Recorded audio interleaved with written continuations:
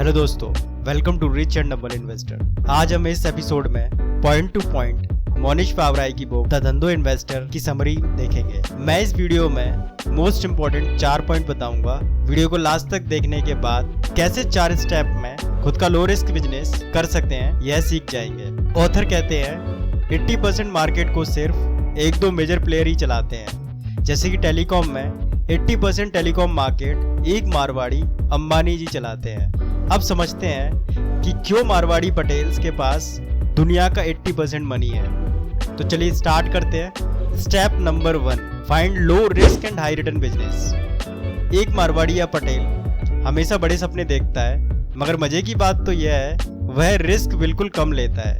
Author कहते हैं कि पटेल या मारवाड़ी के अंदर 2 चीजें कूट कूट के भरी होती है, जो कि एक सक्सेसफुल बिजनेस के लिए बहुत जरूरी है। पहला, कंजूसी। यह कंजूसी का मतलब पैसे बचाने या इन्वेस्टमेंट नहीं करने से नहीं है, बल्कि किसी चीज में एफिशिएंटली इन्वेस्ट करने से है, प्रॉपर रिस्क रिवॉर्ड देखने से है। दूसरा है लॉन्ग टर्म सोच। एक पटेल या मारवाड़ी हमेशा लॉन्ग टर्म बिजनेस करता है। वह कभी भी आज पैसा लगाया और आज ही प्रॉफिट चाहिए जैसे हाल नहीं करता। एग्जाम्पल के लिए 1970 में अमेरिका के मोटर इंडस्ट्री की हालत बहुत खराब थी।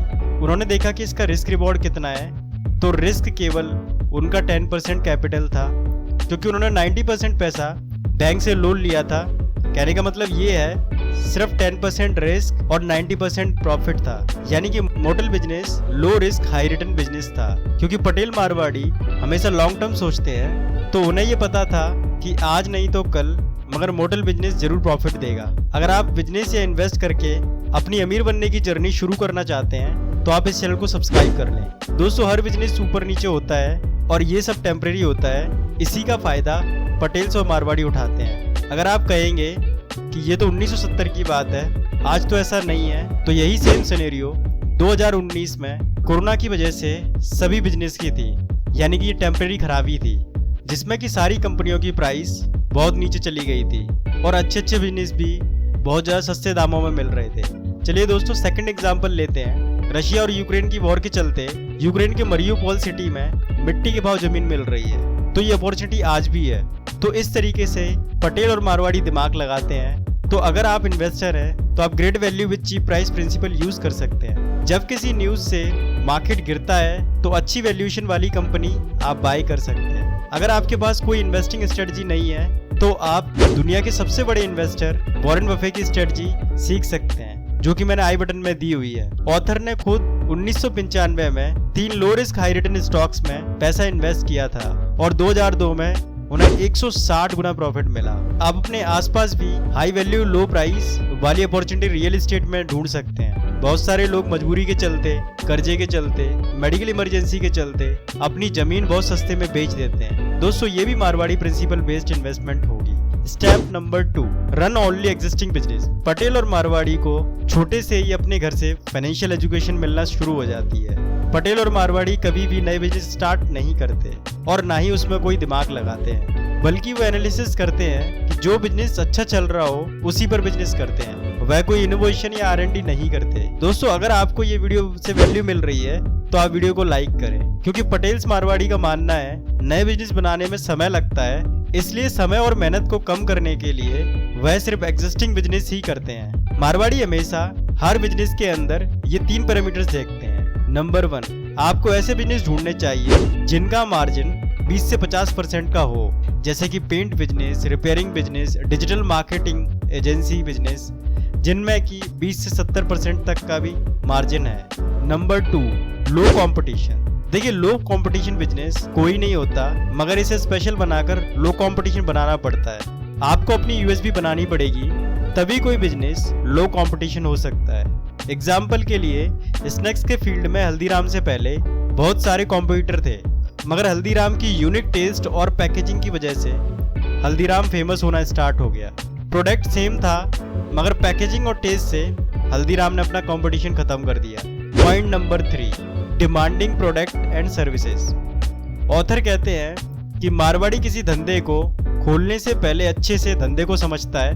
जो लोग उस धंधे को पहले से कर रहे होते हैं उनसे मिलता है और फिर होशियारी के साथ अपना प्रोडक्ट या सर्विस सिलेक्ट करता है। आप आज के टाइम में घर बैठे प्रोडक्ट या सर्विस आसानी से रिसर्च कर सकते हैं। आपको मैं 3 ऑनलाइन सोर्स बताता हूँ जहाँ से आप ऑनलाइन प्रोडक्ट रिसर्च कर सकते हैं। फर्स्ट है आंसर द पब्लिक साइट। ये साइट पर जाकर आप आसानी से पता कर सकते हैं कि लोग क्या पूछ रहे हैं, लोग क्या चाहते हैं और किस चीज़ के रिगार्डिंग लोग बात कर रहे हैं। Second number Facebook ad library. इस साइट से आप ये पता कर सकते हैं आजकल कौन से प्रोडक्ट का ऐड चल रहा है और कौन सा ऐड ट्रेंडिंग में है।